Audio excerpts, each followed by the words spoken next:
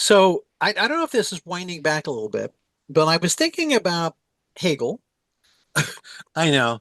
What was one do all day? Is think about Hegel, and his thesis, and we talked about what his general sense is that people in the world wants to move on. It wants to progress. It wants to go through that process of synthesis. Right. But there's also this group in the middle that kind of like, let's go back to Goethe, who says, once you are, he didn't say it, but I'm going to say, fat, dumb, and Okay. happy. You're all fat, dumb, and happy. You're not moving anywhere. You, he takes your soul. In other words, if you tie those together, um, I don't know if Hegel says this, but you have the sense that if you're not, it's that you're not moving on. You're not busy being born, and so on. I mean, is this make sense? Yeah, that's all correct. Yeah. That's the Uh, kind of the spirit of the 19th century German idealism is all about growth because prior to this, the whole philosophical tradition kind of assumed a static universe. It's kind of like before Hubble, you know, that now we think the universe is expanding, but we used to think it was permanent and just was always the way it was. And the Germans are the first guys to kind of expand on that. I mean, it's hard to believe nobody thought of it earlier. But of course, Christianity thinks that the world was created once. We're going to get to Darwin too, by the way. But the idea was the world was created once, and basically the heavens and everything else has always been as it was. There was no evolution. Remember, uh, the 19th century is Darwin too. He's contemporary with these guys, and so you could argue that there's a zeitgeist about this, the development idea. So not only in philosophy, which we have, and poetry with Goethe, and philosophy with Hegel, and then in science and biology with Darwin, we have this idea of a progressive universe that moves forward. Plato didn't really have this. The forms were eternal. And I think everybody since then,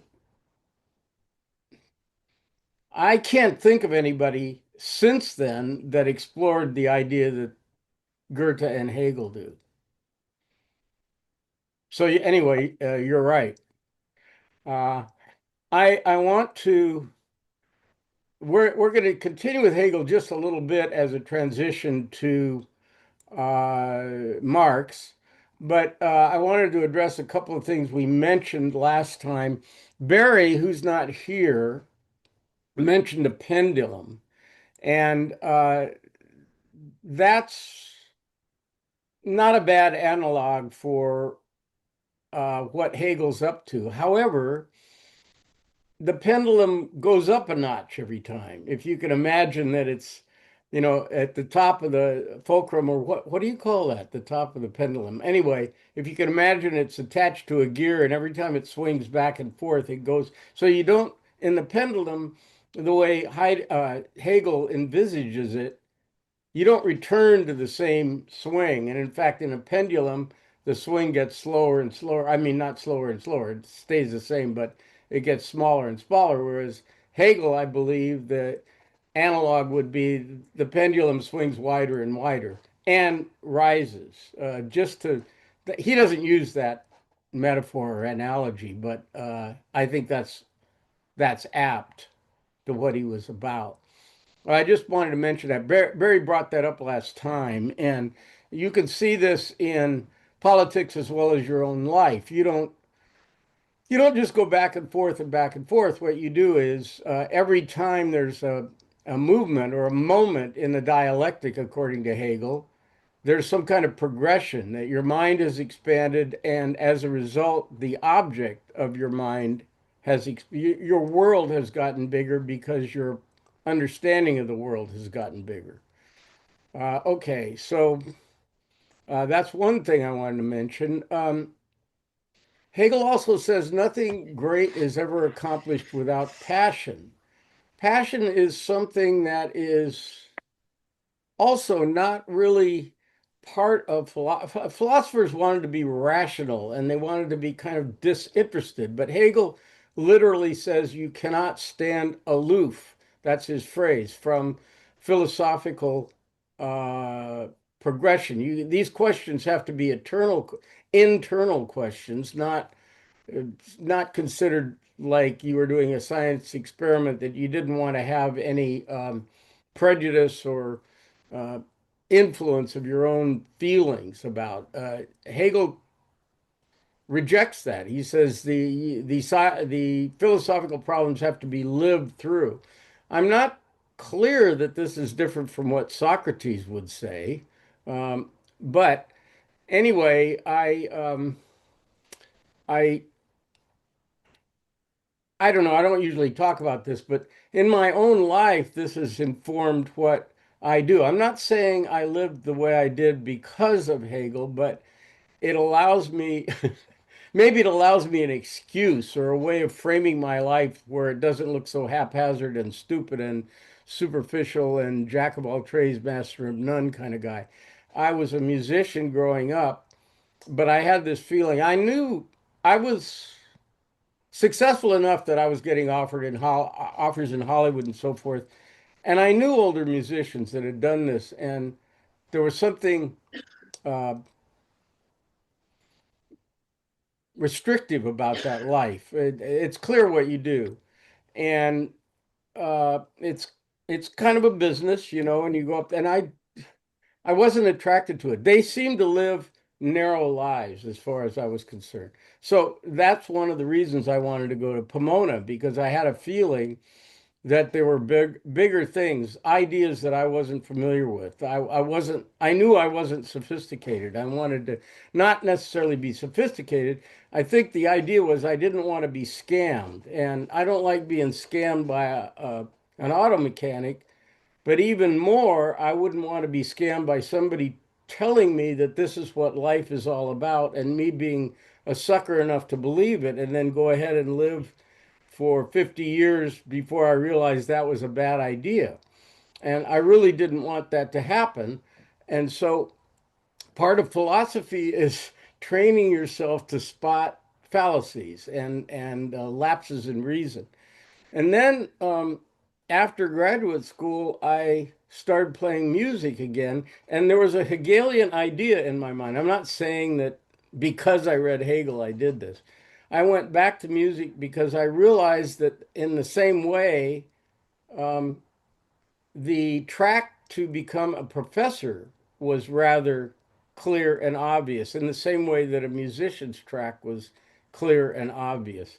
And I didn't like it. There was something uncomfortable about that for me. And Kierkegaard will say in Either or that the two things you this is a character that Kierkegaard creates, just like Plato creates characters. In Either or, the guy named A, he says there's two things you definitely want to avoid in life, and that is having a career and having a wife. And both of them will cause you to be limited in your choices. They will fence you in, both of them. And I certainly don't agree with the wife business, but a career can do that for sure. Because um, once you commit yourself to a career, and then now I'm not saying there's anything wrong with this. I'm repeating what Hegel and Kierkegaard said. I don't criticize any. Vera Rubin, who's the great astronomer, wanted to be an astronomer since she was a little girl. I mean, really little girl, maybe like 6 or 7. And she became one of the great astronomers of all time. Unfortunately, never won the Nobel Prize, but she's the one that discovered dark energy. Uh, so there's nothing wrong with living a life that is focused on one thing. It's just a different way of looking at it, and it's kind of the way I looked at it. So then, after I'd done music and philosophy, I thought, well, there's nothing risky about this. And so sailing attracted me because there is so much risk, physical risk. In other words, you are putting yourself at risk sailing, and in a way that you don't usually do in a career. You know, you establish a career and then you stay in it. Now, I'm not saying that Vera Rubin didn't take any risk. I'm just saying this is how I looked at it. I don't want to extend it. It's just a personal story. I don't want to extend it to anybody else, but I just want to express how I related Hegel to my own life. And I looked at it like I need to have that other part of my brain get developed, whether it's, you know, sailing or music or philosophy or something like that. And that's how I looked at it. And, you know, you can make up any kind of novel you want about your life. And I could make up another story saying I never could decide on anything and I was just a gadfly, never able to commit. You can write it that way too, uh, any way you want. I choose to pick usually the more noble one, but certainly I'm open to somebody else's description. So anyway, uh, the Hegelian thing is that you have to live, as I said, don't stand aloof. You have to live through these philosophical problems and experience them yourself. You don't just look at them objectively, which is what, you know, the tradition of philosophy had done since the beginning. uh, try to try to be disinterested and look at things objectively. I want to mention one other thing about Hegel before I go on to Marx, and that is that with Hegel, he has a an interpretation of Christianity that it is expressed as a Hegelian dialectic, and that is God. What is God is omniscient, but what is the one thing God can't know about? It's being mortal and fearing death. And so, what God does in the dialectic interpretation of Hegel is become a human being and suffer the tragedies of being a human being, up to and including torture and death. And this way, God becomes more than he was before. You would think that God couldn't become more than he was before because he's God. But in this interpretation, one thing he couldn't experience was being mortal and having the fear of death because he's eternal. So, in Hegelian interpretation of the Christian tradition, that's what God does. He becomes other to himself and becomes a human being. And then once again, he's resurrected and becomes whole again. But when he is whole, he is more of a God than he was before, if that's possible. So that's an Hegelian interpretation of the Christian doctrine. I just wanted to bring that up. I didn't mention it last time. Okay, so I do want to move on to Marx, and I a long time ago, Lowell recommended the Communist Manifesto, and I posted a rather cruel rebuttal to it that I kind of regret. I think Lowell may have taken offense at it. It wasn't personal against him, but the thing is, I find myself, this is maybe a weird thing, but I'm almost more offended by lack of rationality than I am by the politics. And I felt the same way about Ayn Rand that I do about Marx. Don't try to pull this shit on me. That is not a good argument, and I'm not going to buy it. And I'm afraid I feel the same way about Marx. But before, I want to preface this by saying I'm all in favor of trying to ameliorate the suffering of the working classes and the struggle of the working classes. Completely, I'm a liberal in that case, in that uh, in that respect. But I don't think that means I have to buy Marx. I don't think so. Uh, it's just common sense to me. I'll go into this further, but so I approve of the goals of Marx, but I don't like and I'm going to criticize some of the reasoning. Marx was an intense guy, very intense guy. He was kicked out of Germany or Prussia once and France twice for his political views. He ended up spending his life in uh, London, and he connected up with Engels. Engels had money. Marx was poor. And by all reports, Marx in his private life was a mild, sweet person. But get him in an argument or get him writing, and he wrote a lot of things, and you get him writing, and he's quite doctrinaire. He's quite rhetorically vicious in his attack on capitalism, and I'll get into the rationale behind that. But as a person, he was apparently mild and sweet. His wife and family adored him, and so he didn't have like a tragic life in that sense. Although he was not rich, he never made any money. Engels was rich and came from a rich family and helped Marx. He helped support him. Now, I've never met somebody calling himself a Marxist or a socialist that has any idea what Marx said. Now, maybe you guys will disabuse me of this, but yes, I'm a socialist. Well, do you know what that means? No. And Marx was not the first guy to come along and say, "Hey, the poor people are getting screwed and the rich people have too much money." I mean, this is an obvious idea that's been around since the Bible. And Marx himself acknowledges. Let me see if I can find the passage. Um, Marx, he says, now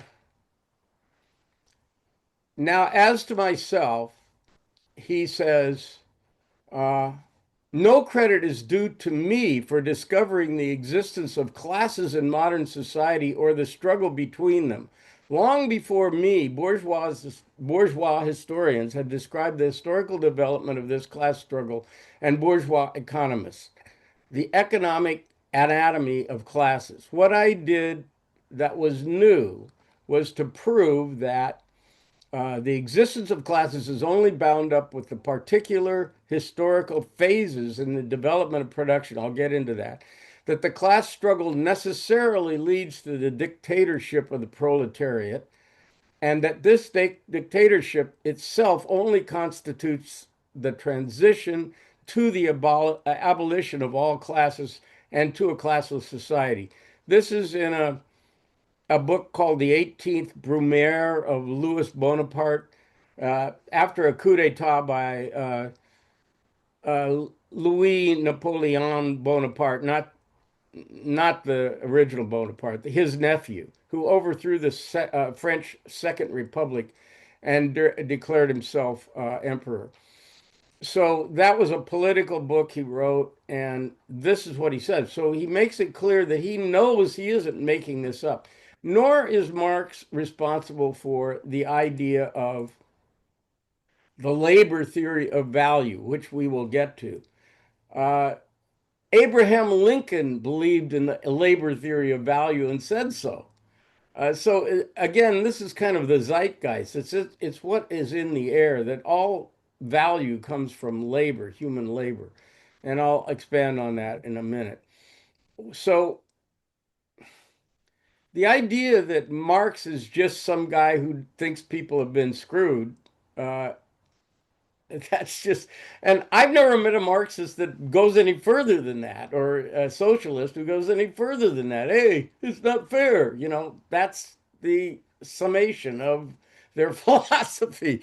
But that's not Marx. Marx would never have gotten out. Actually, Marx's books weren't very famous at first. He was kind of like Hume, and didn't wasn't very successful at first, but became obviously probably if Lenin had never existed, Marx would be somebody we didn't know about. Just like if Kant had never existed, Hume would not be. But Kant was the one that realized how serious Hume was, how serious his critique was, and Kant and excuse me, Lenin was the one who took it and took it seriously. I want to address a couple of common criticisms of communism that I think we can toss out. One is that in a classless society, no one will have any incentive to do anything because everybody's getting paid the same money. And so they're not going to be ambitious about improving themselves. The people who think this obviously have never heard of armies or the Catholic Church, both of which have been around forever, and nobody in the Catholic Church is hoping to make a lot of money. I hope. Maybe some of them are.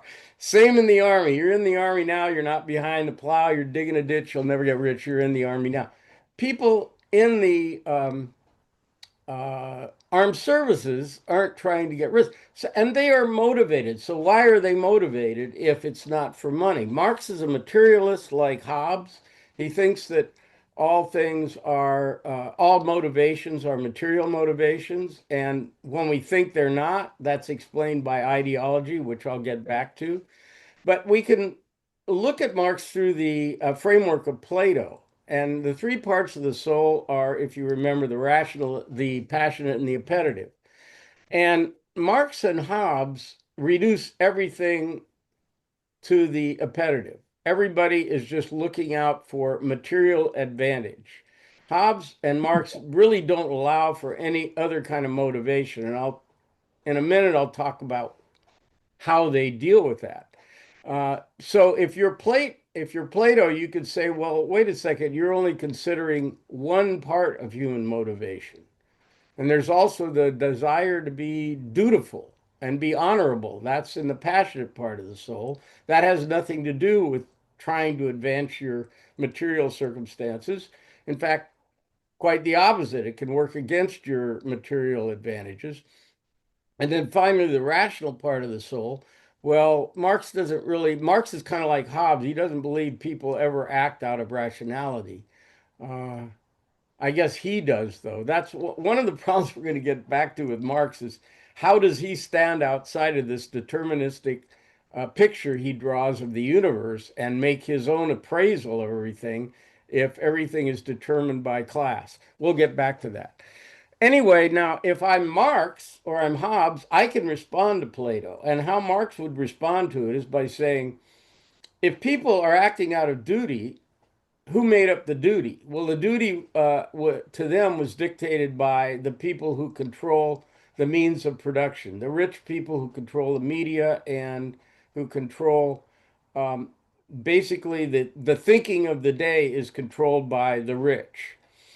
And we see echoes of this in deconstructionism, and also, it's fashionable to say, oh, well, our standards of beauty are just controlled by the media. They make the standards of beauty, and we're all just suckers, and we believe whatever they say is beautiful is beautiful.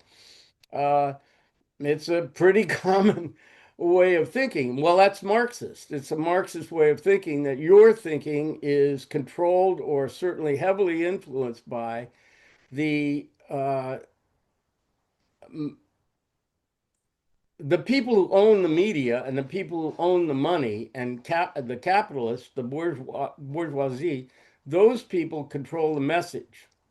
So if you think you're defending your country and being an honorable person, well, the reason you think that is because essentially you're brainwashed by people who control the thoughts of the day.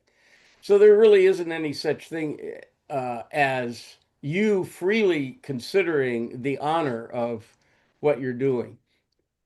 Almost can be going back to Plato. Plato would say, well, if you're not rational about what you're being honorable about, like you could be an honorable SS officer and kill people because you're being honorable. Well, that's not rational. So both Plato says that you need the rational to make sure you're doing the honorable thing. And Marx takes it out of your hands and says you can't really be doing the honorable thing because you're doing the honorable thing as defined by the people who control the means of production. These concepts I'm kind of throwing at you. I will not just let them drop. We'll look into them a little more seriously as we go along. Now, Marx, unlike Hobbes, I've compared Marx to Hobbes because they're both kind of materialists and they're thinking that everyone acts according to what they see as their own material benefit. Um, and Marx extends this to, whatever your friends are, whoever you associate with, whatever your values are, they are also controlled by your relationship to the means of production. So you're like, you guys aren't in school anymore, but if you were, I tell my students, why are you in school? Are you in school because you seek the eternal verities? Do you seek knowledge? You're probably in school to get a degree so you can get a job. What kind of motivation is that? It's a Hobbesian motivation. Or if you're a Marxist, it's a motivation that was dictated by the powers that be to train you how to be somebody that they can exploit in the workforce. Uh, the idea that the spiritual idea that Hegel had, that you're always trying to advance your spirit towards more freedom and more knowledge and more general understanding of the world. Marx says that he's going to stand Hegel upright. Hegel's standing on his head, says Marx. This is the analogy or metaphor he uses. He thinks that the head is doing all the work, but Marx is going to say, no, it's the economy that's doing all the work. Everything that you think you're doing is as a result of your economic situation, whether you're essentially a member of the proletariat or a member of the bourgeoisie and own the means of production. So Marx thinks that you're not propelled by a desire for higher knowledge and spirit and morality and freedom.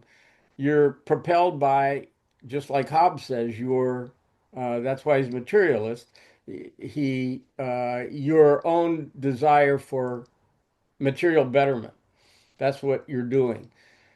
And in Hobbes' case, that is inescapable. And the only way okay, you'll remember, I think I mentioned this when we talked about Hobbes. Hobbes is the first guy to come along and say, no, there's no way out, because the Christians thought there was redemption through Jesus, and the Greeks thought that through rationality you could become more and more acquainted with the forms and the truth, and you could through that achieve a balance in the soul between the three parts of the soul and achieve happiness. Hobbes says, no, no, no, everybody is just acting selfishly, and the only way to deal with this is by having a strong government that prevents everyone from killing one another. Without a government, life is solitary, nasty, brutish, and short. And you need a ruler to curtail that.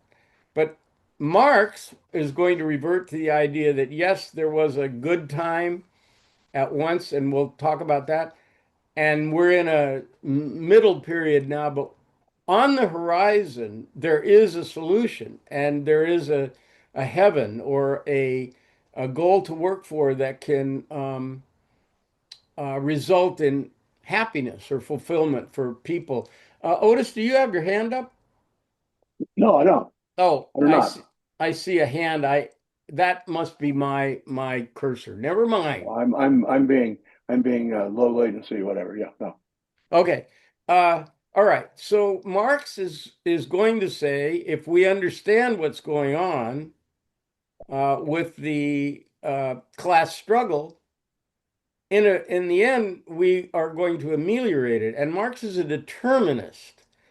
In the sense that he thinks that the dynamics that he's describing are inevitable. I think that's the word he uses. It's inevitable that these things are going to happen. Uh, all right. So, what are these things?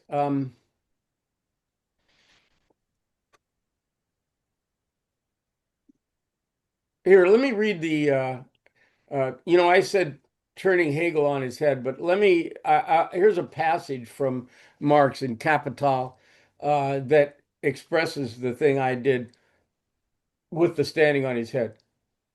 Excuse me. My dialectic method is not only different from the Hegelian, but it is its direct opposite. To Hegel, the life process of the human brain, in other words, the process of thinking, which under the name of the idea, he even transforms into an independent subject, is the demiurge of the real world. With me, on the contrary, the ideal is nothing else than the material world reflected by the human mind and translated into forms of thought. The mystifying side of Hegelian dialectic I criticized nearly 30 years ago at a time when it was still the fashion, and even here and there in the chapter on the theory of value, this is in Capital, coquetted with the modes of expression peculiar to him. Coquetted with the modes is quite a phrase. Anyway, the mystification which dialectic suffers in Hegel's hands by no means prevents him from being the first to present its general form of working in a comprehensive and conscious manner. With him, it is standing on its head.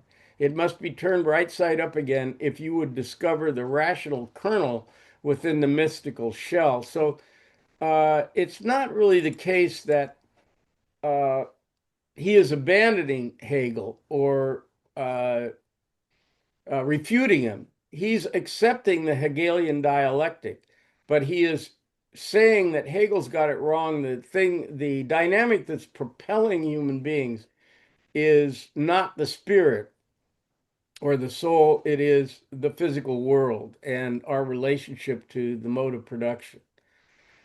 So a minute ago, I said that there was kind of an Eden, and we look forward to a kind of heaven in that dynamic. And right now, we're in the middle. We're in the struggle. Oh, you know what? Earlier, I said that I would. Let me do that first. I said that I would dismiss a couple of the criticisms of Marx that are very common. The first one was that people will be lazy if they're not rewarded. And then I went into a rant about armies and the church.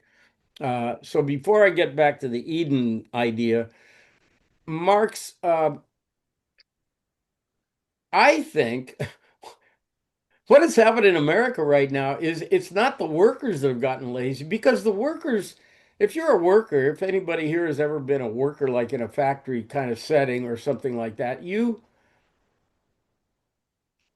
have different drives for making more money. You like to be the best guy at your job. I remember painting houses, and there was a guy who did all the cutting. In other words, did all the trim, and he was like an honored guy, right? And this is what professions are like. You don't just well, you made more money, but the main thing was he was an artiste.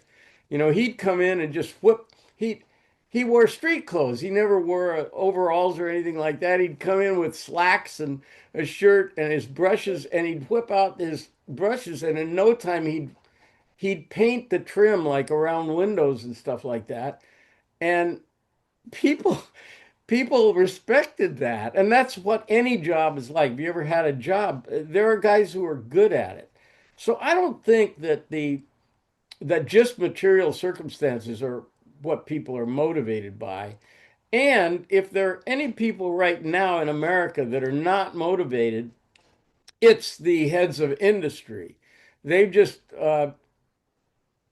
completely fallen asleep at the switch for the last 10 years and said, no, there's no global warming. We're not going to get ahead of this. We're not going to make the money that's in. And so they just completely ceded the field of action to the Chinese, who are going to kick our ass in the next 10 years because our industrialists are fat and happy making money off of oil.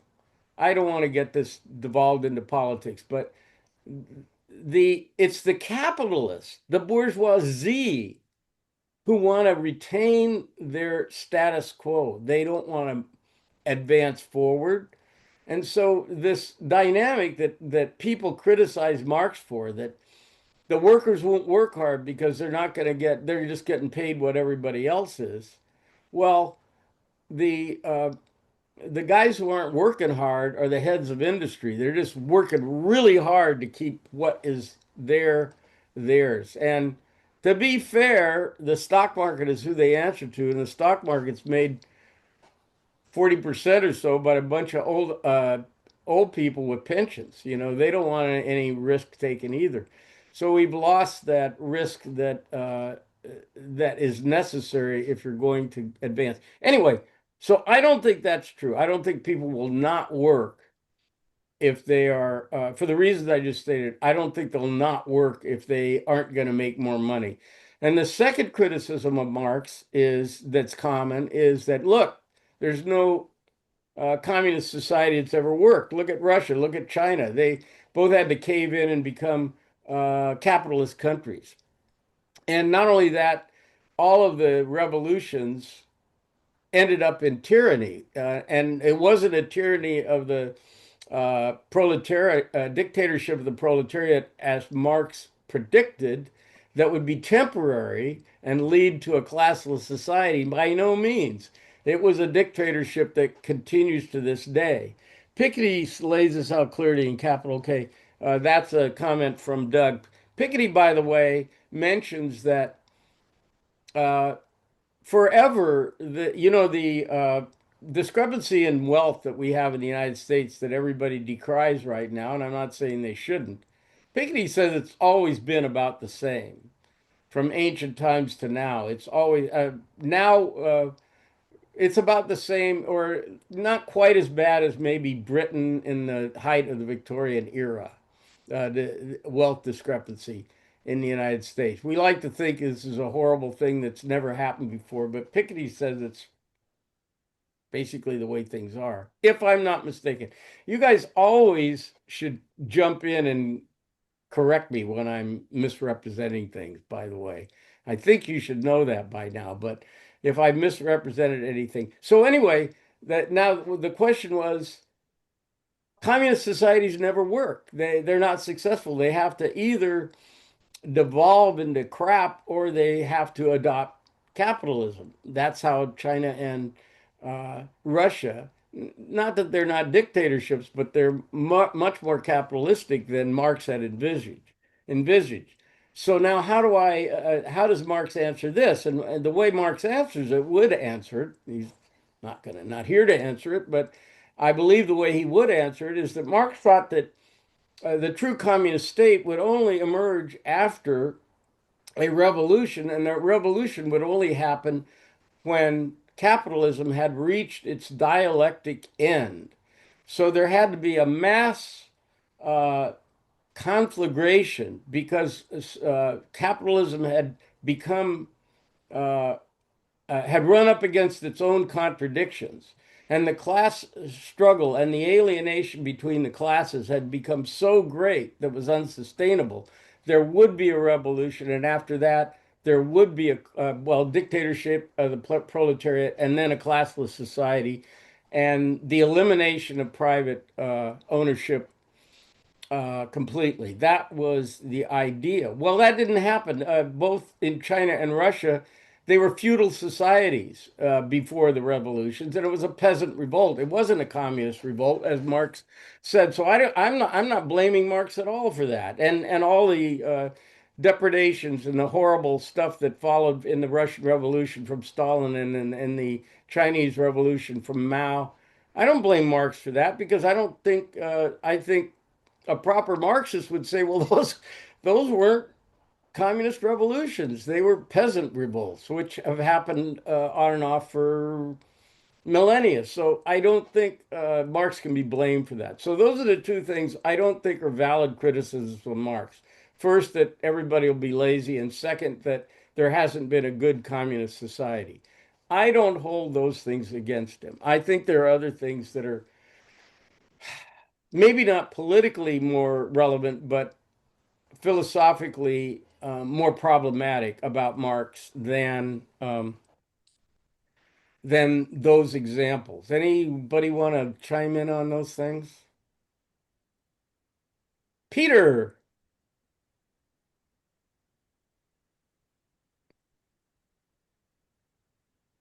yeah, Uh, it's probably fair to say that the Chinese Communist Revolution was to a very large extent a peasant revolution, right. but the Russian Revolution really wasn't. Well, it's a You can bourgeois. call it a coup d'etat, but it was the communists and the urban workers in St. Petersburg and Moscow that really brought it about. And the question of what side the peasants were on is very much complicated by a lot of things, including the forced collectivization, which involved treating the peasants very badly. Yes. But another thing about Marx and peasant revolutions is that after having dismissed Russia as kind of automatically a reactionary power, toward the end of his life, David McClellan says he was starting to get interested in the Russian peasant commune, the Mir, and the possibility that if it were transformed in a socialist revolution, it might be the nucleus of a socialist society that did not have to become bourgeois capitalist first. Now, I agree that that isn't what happened, but I think it's something that I think his historical thought was somewhat more flexible than you're making it, although I don't buy at all the dictatorship of the proletariat, and I probably don't believe anymore there'll ever be a classless society. But I think he was pretty flexible in some ways, although given to predictions and given to very strong expression of opinion. Um, as I see Marx, the most valuable thing he did was analyze how capitalism works, how it creates so much wealth, why it tends toward instability and injustice, and why it's not going to work forever. He really seems to have said very little about what the socialist society was going to be like. And I think partly deliberately, he figured it's not for him to say that. The workers will have to, work it out themselves. You're right on almost all points. I'm I'll say you're right on all points. You're right about the Russian Revolution being more of a middle class revolution or a workers' revolution. It still wasn't something that he visualized as being the result of Wasn't. uh, late stage capitalism coming up against its contradictions. And as far as there's two other points I'd like to make. First of all, the Marx's way of writing is so indistinct and so vague as far as I'm concerned. Let me read you a little passage, just that kind of representative. If you read the philosophic and economic manuscripts of 1944, which is a lot of meat of this stuff, as well as Capital. Okay, thus, this is quote, thus to the German philosophers of the 18th century, the demands of the first French Revolution were nothing more than the demands of practical reason in general, and the utterance of the will of the revolutionary French bourgeoisie signified in their eyes the laws of pure will, of will as it was bound to be, of true human will generally. Uh, I'm sorry, I can't really parse that in a way that makes anything. I could, if I'm being really favorable to Marx, and there's shitloads of passages like this where you just go, what is being said here? And I would call it a Rorschach test. If you look at Marx and you're very sympathetic, you can say, well, this means this and this means this.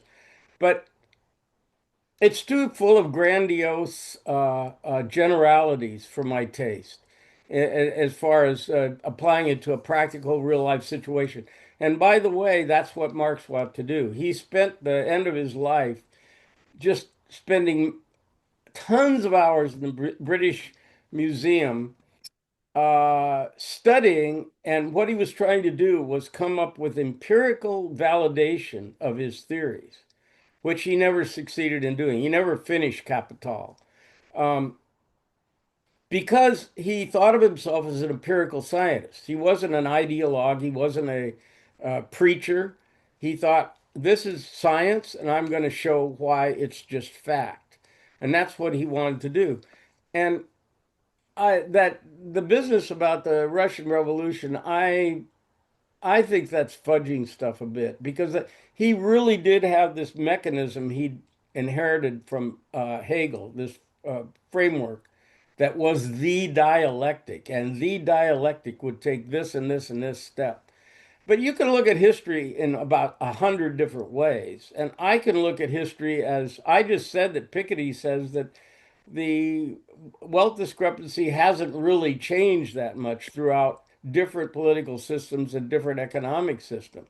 It always ends up that there's a very small number of people who have most of the wealth. Uh, Laurel. Yeah, so I mean, I don't know how many people have actually waded through the 900 pages of Piketty's analysis and graphs in Capital, and I haven't completely finished the 21st century. I started it, but what he shows is that consistently, and the way that wealth accumulates, the working classes get it basically from wages for their labor, but the owners of the capital, because their return on their money is consistently at a higher percentage, that their wealth grows unless there is an intervention to cap that. And that in fact, the 30s and 40s in the US with the and into the 50s with the tax structure dropped this accumulation substantially, and then it has resumed. But he actually shows data suggesting that there are policy changes that can reduce inequality and reduce this accumulation of capital effect. Empirical data, which I guess Marx would have found perhaps very interesting, the analysis, had he had access to the kind of data that Piketty has had from basically from France in the 18th century through the US and a number of other countries. So there are things that change it. Is But it Piketty? Yeah, Piketty. I am mispronouncing it. I always said Piketty, so I stand corrected. Uh, the I don't know what to write. Je ne parle pas français. I'm not going to pretend I'm an economist and know what the hell, I have no standing to criticize anything he says. But the fact that if you're going to say, as Marx does, by the way, I haven't really gotten to this yet, but as Marx does, he says he goes through these dialectic steps in history. There's, the essentially tribal people, then we have feudalism, then we have capitalism, and these are all steps in the dialectic or moments in the dialectic. If you're going to say that it's a kind of a process like that, and you can say it, you can interpret history that way, um, then it seems peculiar to me that the wealth is always accumulated in a very small, in all societies, it's always accumulated in a very small, even in Native American tribes right now, the ones that have a lot of money, well, it's just a couple of families that have a lot of money, and most of them are poor, living on the street and drunk. Maybe not living on the street, but uh, that's even the way that tribes work in the United States right now. Doug. If you read David Graeber, um, uh, his analysis in the dawn of everything is that there were multiple cultures throughout history. The archaeological and anthropological record suggests that were very non-hierarchical. There's no evidence of elite classes, etc. And that while they may not have been predominant, there were quite a few of them that they've identified. So it's not his argument is that there are multiple possibilities and have been multiple possibilities for political systems and economic systems throughout human history. Now, you mentioned archaeology, but then you mentioned history. Those are two different things. I don't think that before there was property, there was the acquisition of wealth to the extent that happened after people, uh, you know, civilizations, whether it's farming and you owned land. I don't think there was much evidence of accumulation of, of wealth before that. Are you saying you said archaeology, so that's why I'm asking there you. are evidences of sophisticated cultures, fairly large cities, um, where the archaeological record suggests a non-hierarchical political system, where, for instance, the housing are evenly spread throughout the entire city, as the archaeologists have discovered, are fairly even sized, of equal quality. There's no evidence of palaces, of extraordinary religious spaces, things like that. But can you name a couple of those societies? Well, the one that I can think of is in central Mexico, particularly. The name as escapes me. It's sort of one of those Indian Mexican names that Yeah. there's lots of X's and C's. Yeah, exactly. There's But also existed probably prior to 1000 AD, probably somewhere between probably in the early ADs somewhere, prior to the one in Aztec Eastern Turkey. civilizations. Yeah. But I would argue that equality in terms of possessions and so on would be typical of virtually all hunter-gatherer tribes. It's only when people formed cities, which the Aztecs and the Incas and so on, with their cities did have a definite class structure. But you look today at the Navajo, the Lakota, and so on, it's not much of a class structure, and there's not, I mean, we don't really have examples anymore of real hunter-gatherer cultures within the United States, but throughout history, I would say they were pretty egalitarian. Okay, Yeah. I want I to think Graeber suggests that some of that egalitarian political systems and economic systems extended into cities, not everywhere, but there were major cities that I don't know if you'd call them states. He doesn't believe in states particularly, that term, but that they existed. Okay, And well, they were not just in Mexico, but also early Mesopotamia, et cetera, et cetera. Eastern Turkey. That's one of his biggest examples. Yeah. All of these are controversial, but I think Graeber has some great ideas, and I think he might be right about this. well, I mean, it certainly wasn't true in China, India, Greece, Rome, all of the European cultures. None of this was egalitarian. Not true, not really true. I mean, he talks about the Indian cultures, Mohenjo-daro in the early phases. The archaeological Yeah. record suggests a fairly non-hierarchical culture. Well, I just mean Not that the classical India, you had very wealthy Rajas, and they have the four castes in India. So I mean, how I don't know how But we're talking about stratified you can get. 4,000 years. Okay, Not let me 4,000 pick up on that because I want Marx. I believe Marx has a way of describing this, and we haven't really described the structure of how he analyzes the whole thing yet. So, well, yeah, let's do that real quickly, and we're not going to finish it right now. The idea, Marx, an essential idea for Marx is alienation, and he gets this idea from Hegel. If you remember Hegel, it was a spiritual alienation, like or maybe even I compare it with a baseball player. You know, the baseball player, he gets an input from his coach. I'm going to tell you how to hit the curveball, and in order to do that, he has to completely reorganize himself, stand different, time himself different, and he is alienated from his former self. He's not who he used to be. He's separated. And that's the Hegelian idea. In Marx, the alienation occurs materially. And here's what happens. If you take it, I usually take Ishi as an example. You guys all familiar with Ishi? Yes. The wonderful story about Ishi, who was a part of a tribe that got decimated by the infusion of Europeans to California.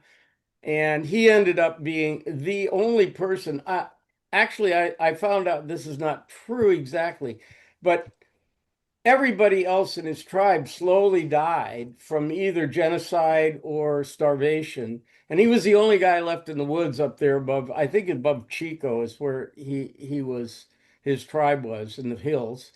But there, it turns out, I think there were other relatives of his that had assimilated into the white culture. But anyway, he was by himself. He was the only guy um, who uh, knew his language, the only guy on earth that he knew that could speak his own language.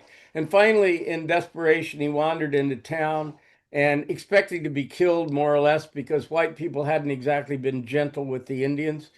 And lo and behold, they put him in jail just to protect himself. But then they called an anthropologist from Cal. I think it was Cal. I'm not sure the first one. Anyway, and they figured out his language, and he became assimilated. He eventually wore suits and rode cable cars in San Francisco, and he became a living exhibit in Cal Museum in San Francisco. Okay, well, Ishii was what we would call unalienated because everything Ishii did was for directly for his family. If he made arrowheads, if he made a bow and arrow, if he made a fish trap, if he made a shelter, it was immediate, and immediate is the Hegelian term, immediate use to him.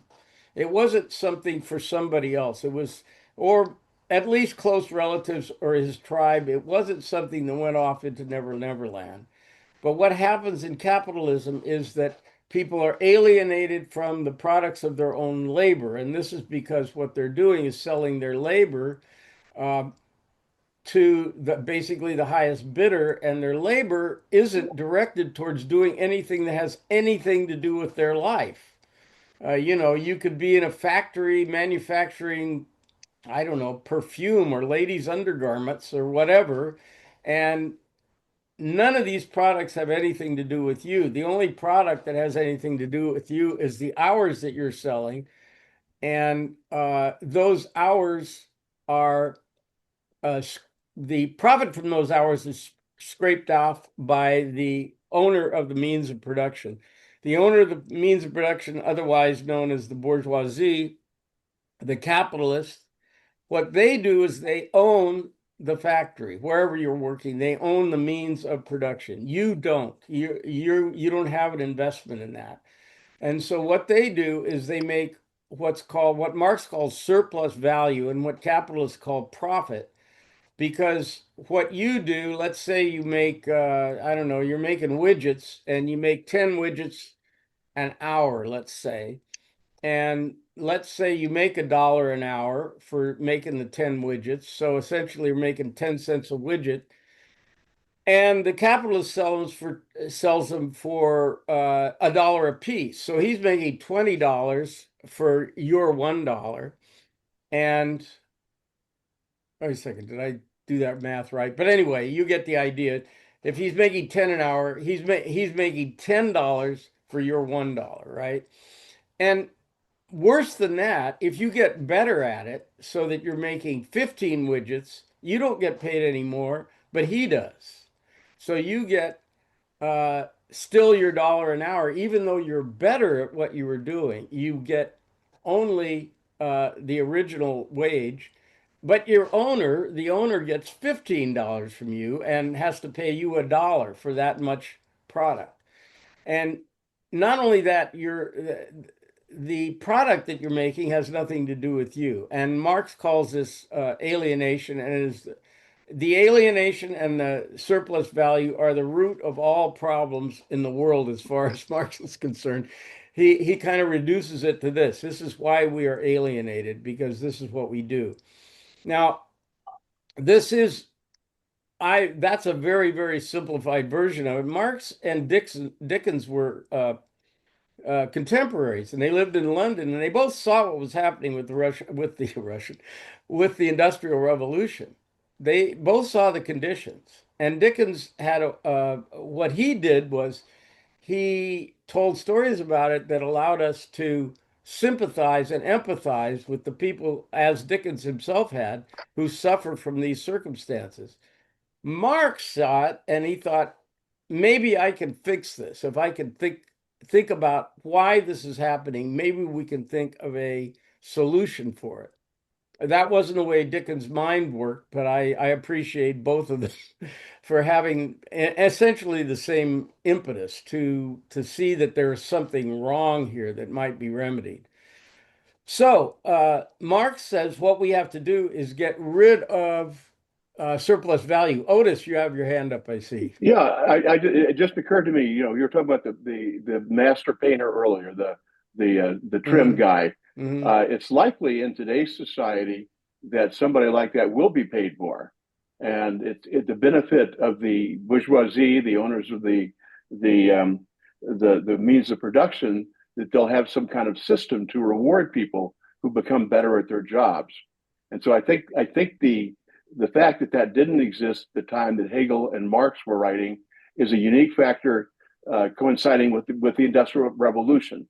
That at that time everybody was being told to do exactly the same job, and there was no measure of quality in what you were doing.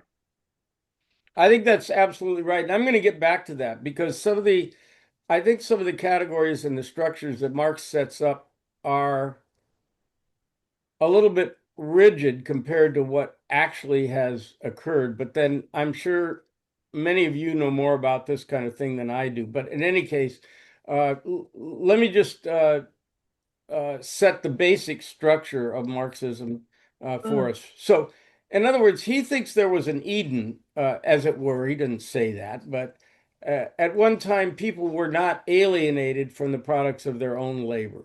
And now it's essentially, with capitalism, been taken from them, and they are alienated.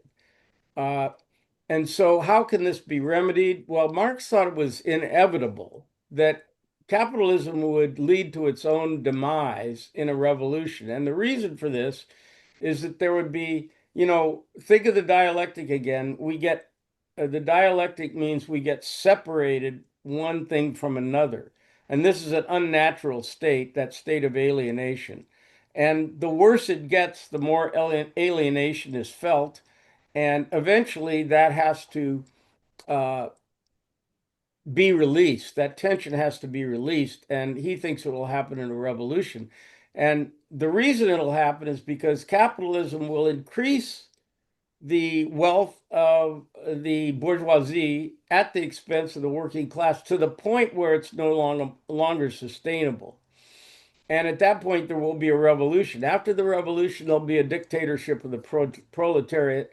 And then, as somebody said, maybe Peter, Marx doesn't spend a lot of time. I do have the description Marx gives of what life will be after the revolution, which is kind of funny because I kind of live that way now, and I don't think I'm living in a communist society. But in any case, um, he's not real clear about it, but he has a reason for not being clear about it, and that is because ideology is what controls our understanding of how we live, and the ideology we live in right now is controlled by the capitalists who have the means of production and the media in their hands, and so our thinking is dictated or at least influenced by them. But after the revolution, we can't really say what human freedom and the human soul will think and how it will express itself and how it will want to live. We can't predict that because all we have experience of is a society that's alienated. And by the way, not just the workers are alienated.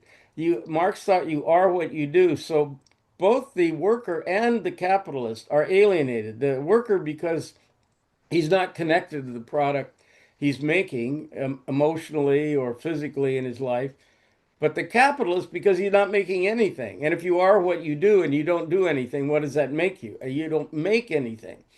So as far as he's concerned, a capitalist, that's why he calls it surplus value. The value of the product has been uh, achieved when the worker finishes his job. That's as much value as the product is going to have. Now, any additional price that is added between them and the marketplace, because the value is already there. And now you're just talking about somebody scraping off some profit off the top off of your labor. So the idea is eliminating surplus value so at the end, everybody is an owner of all the means of production. There's no private property. And so whatever value there is created and then sold at the value of the labor. So there's no squishy place between the value produced by the labor and the market value of the product when it goes to market, as there is in a capitalist society.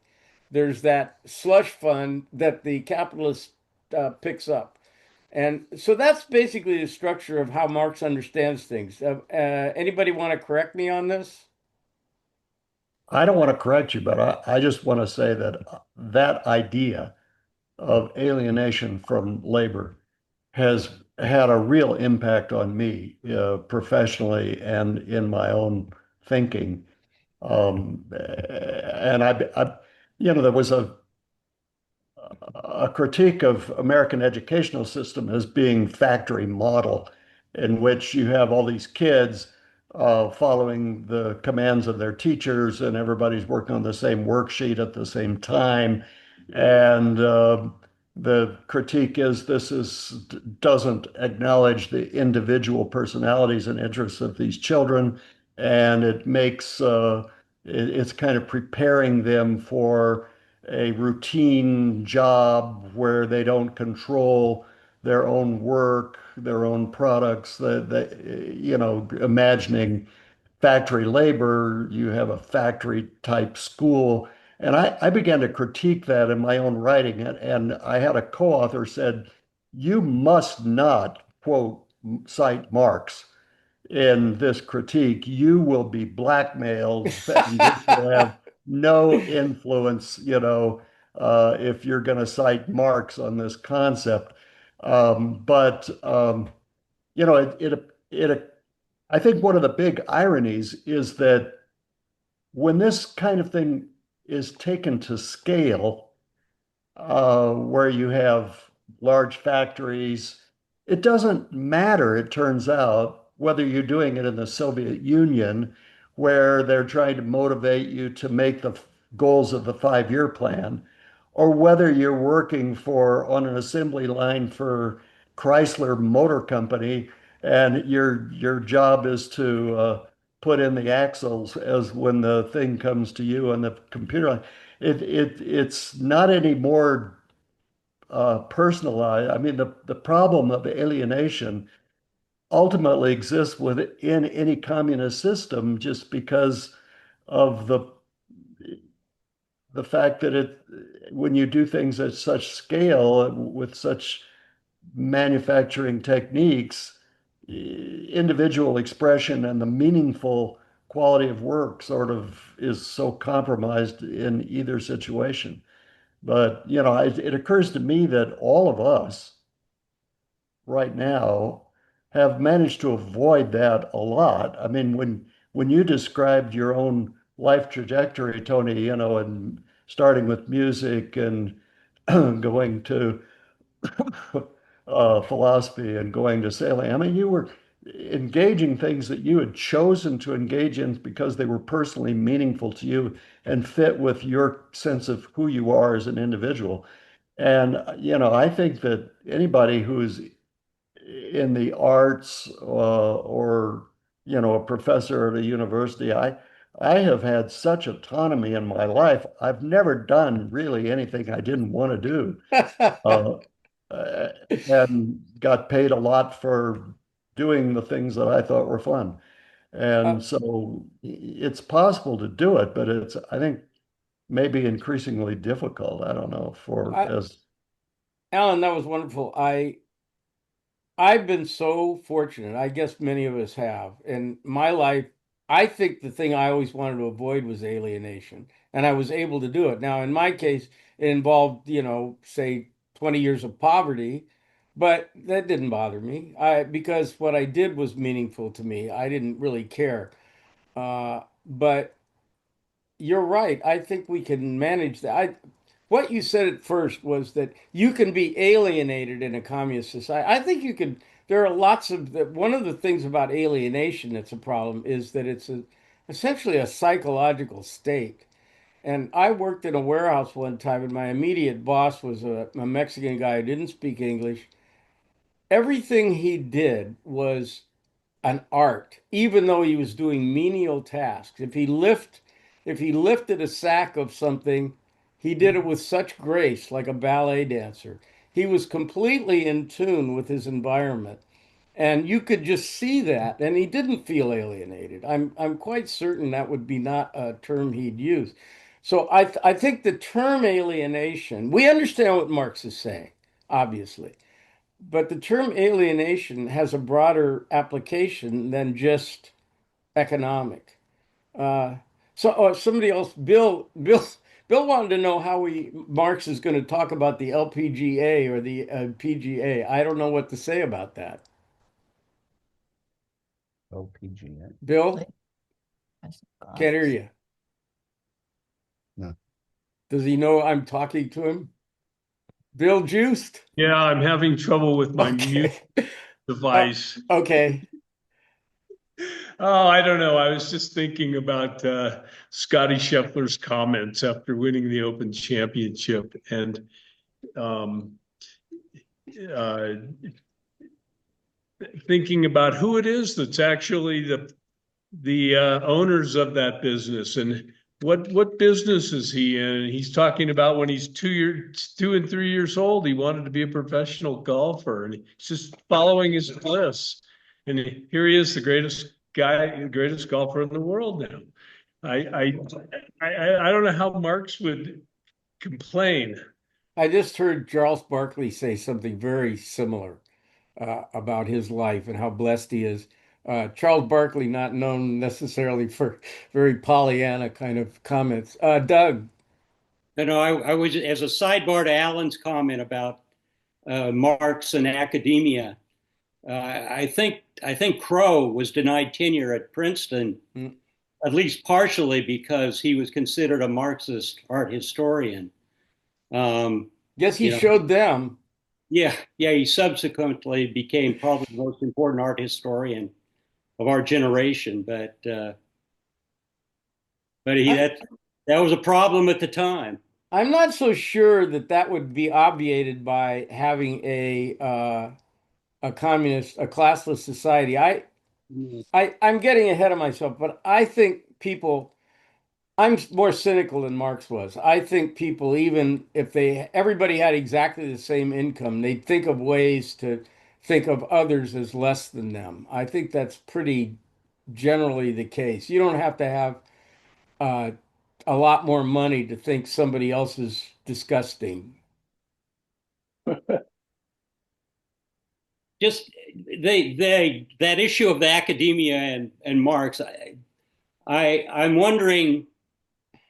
Probably Alan would know if when you're talking about a Marxist historian, art historian, whatever, it's just using, it seems to me it's using economics as a lens for analysis in whatever field you happen to be in. And I don't know how that relates to Marx specifically, his dialectic.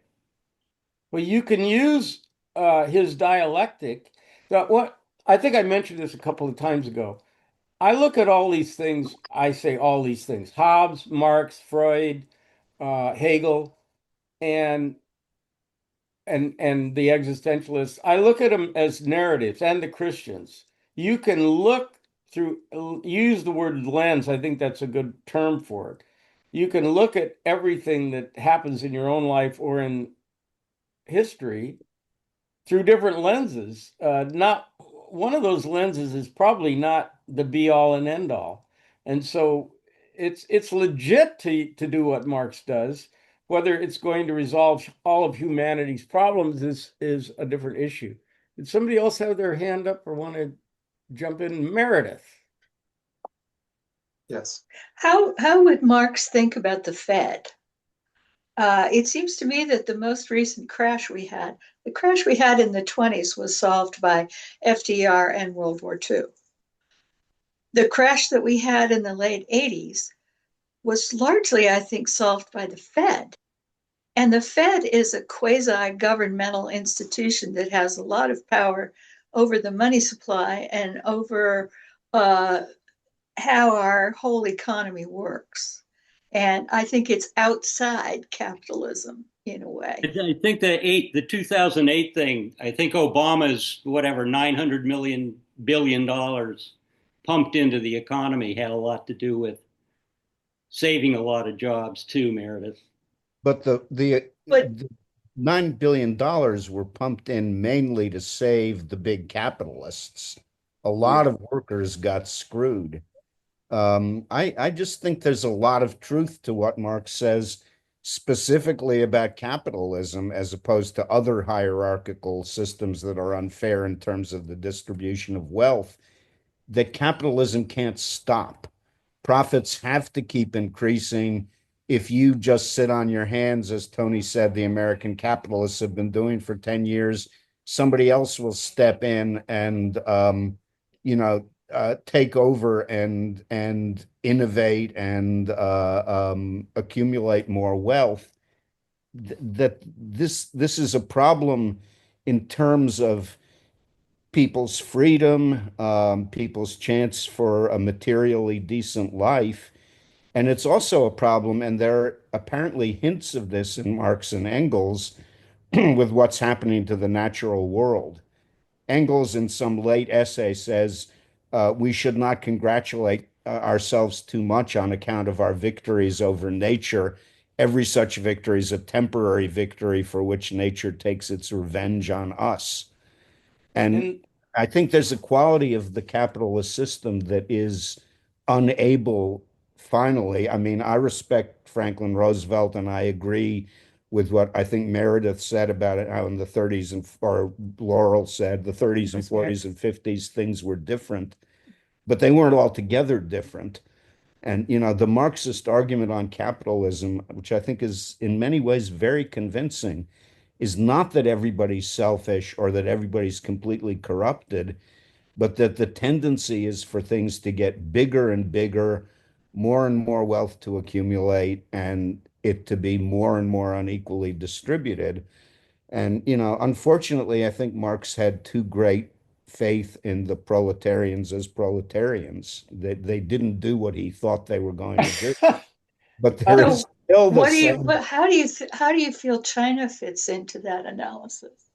I don't know enough about China, but I think Simon Leys's book, Chinese Shadows, is a really good book. And what it suggests is that the Chinese leadership is really not living up to the egalitarian ideals that they profess. This was written oh, back that's in for the sure. 70s. I Well, think that's very that's putting it obvious. very mildly. Yeah, I agree. There are a lot of very rich people in China. There are, and it's much less communist even in name now than Yes. it used to be. However, But state the capitalism is not the same as what Marx had in mind. no, it isn't. What he had in mind was vague and not always convincing. It wasn't state capitalism as in China or the Soviet Union. Uh, yeah. Then and you just there's a bunch of stuff you guys just said that I'd like to respond to, but it's getting late. There's one thing I do want to say though, along the lines of uh, first of all, Meredith Marx said that capitalism there would be crashes, and these are endemic to capitalism, and eventually the crashes would become impossible to deal with. That would be the crux of and oh, by the way, this wasn't a matter of this is a problem we're going to get into next time. This isn't a matter of doing the right thing. Marx thought all these forces were inevitable. They're like they Mhm. were mechanical forces that were not really in our control. Even though he says workers of the world unite, that's going to happen only when the time is right for capitalism to come to an end. Anyway, right now, what's happening, I think, is well, watch your ass for the next 5 years because artificial intelligence is going to replace so many jobs. We have no idea what's going to happen. And what's going to happen is the owners of our artificial intelligence are going to accumulate all the wealth, and the workers are not going to be necessary for all the jobs they displace. That's already happened to a degree. Uh, Doug just waved his hand as if he thinks I'm full of shit, which I love. So tell me why, what's wrong with that, Doug? Well, there's That so many. I mean, AI is not going to clean chimneys, or and a lot of trades. They just it's. right.